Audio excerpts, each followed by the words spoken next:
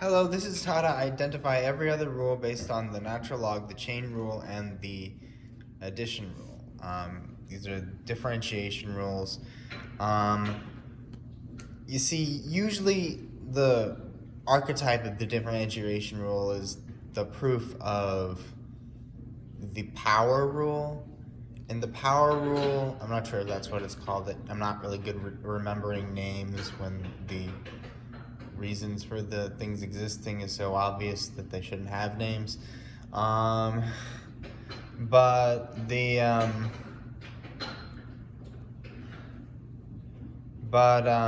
power rule proof is so complex. Well, it's not even that complex. It's just that you have to sort of extrapolate it to all other powers instead of it just outright saying in the proof this applies to all powers.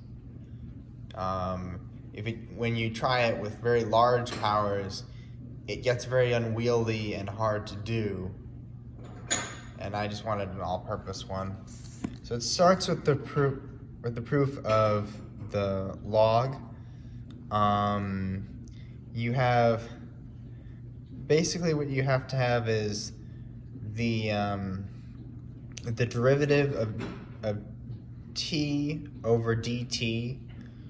Well, the derivative of t over the dt is the same thing over itself. So that equals 1. So that's one proof of that.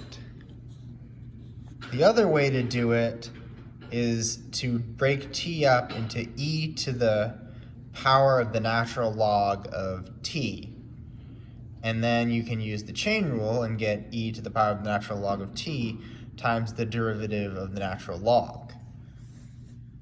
Then what you take is you just make this thing over here t, because that's what it is.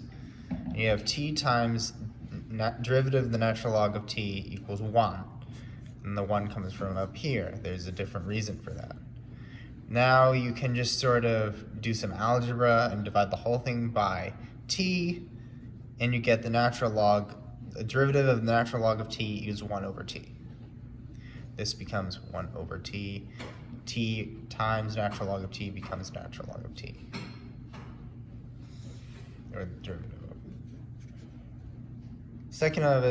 The second one is probably my favorite. It's so much simpler than the original. But you have to know e as well, which is, you have to know e of x as well, which is a little bit more complicated, but also completely neat. As you can see, I have it over here. There's no excess. So the derivative of t to the n is the derivative of e to the natural log of t times n. So then you do the chain rule, derivative of the natural log of t times n, t to the n equals e to the natural log of t times n. So you can just replace that with t to the n again, and you've got 1 over t times n. 1 over t being the derivative of the natural log of t, and n ending with the constant multiplication rule just being the same. And then you've got n, the n from over here, times t to the n minus 1, which is this t to the n divided by t, and that's the universal proof. They are very neat.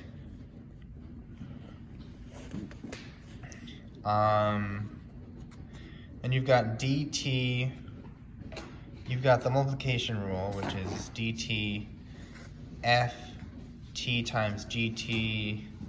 You take you change ft times gt to a natural log, or to a exponent of a natural log, where those things are added together rather than multiplied. So ln of ft plus ln of gt. Turn that into ft gt again, but you have the chain rule, dt of ln of ft plus ln of gt. And you can do those. The derivative of ln of ft is is 1 over ft times f prime t. The same thing goes for gt. You can put those together and you get this. The division rule, same thing, except it's subtraction instead of addition. So I just noticed a lot of math videos online, and I thought this would, and I've been working on this for a long time. Well, not working on this, I've been writing it over and over again, and just like trying to show random people, but